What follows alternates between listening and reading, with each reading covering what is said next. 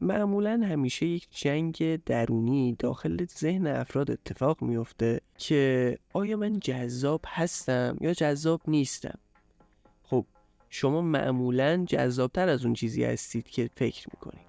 حالا توی این ویدیو 5 تا نشونه بهتون میگیم که اگر اینا رو دیدین شما جذاب هستید. 1.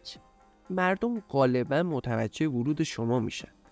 اگر به یک مهمونی رفتید و دیدید که دیگران به شما نگاه میکنن، به این معنیه که مردم دست کم متوجه حضور شما میشن و مهم نیست که کسی برای شروع یک گفتگو به سراغ شما بیاد یا نه. 2.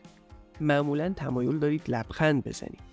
خلق و خوی مثبت به خودی خود جذابه و اگه دوست دارید لبخند بزنید و قادرین از لحظه لذت ببرین، مطمئن باشید که جنس مخالف واقعا به شما علاقه‌مند. 3. خودتونی. شما هیچ تلاشی برای شبیه شدن به دیگران ندارید و از ظاهری که اکنون دارین خوشتون میاد.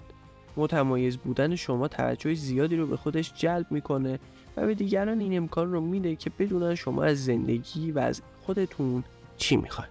4. زود حوصله‌تون سر میره. اگه اتفاقی افتاد که مسیر معمول زندگی شما رو متوقف کرد، مثل یک بیماری، یه سفر کاری یا یه چیز دیگه، احساس میکنید زمان به کندی میگذره.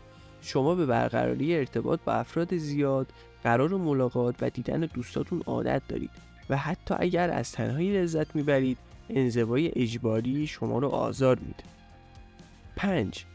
مردم برای شما پیام میفرستند یا با شما تماس میگیرند. حتی اگر در یک رابطه هستید یا همسر دارید، ممکنه علیرغم موقعیت خود از افراد توی شبکه‌های اجتماعی پیام دریافت کنید. البته که باید این پیام ها رو نادیده بگیرید.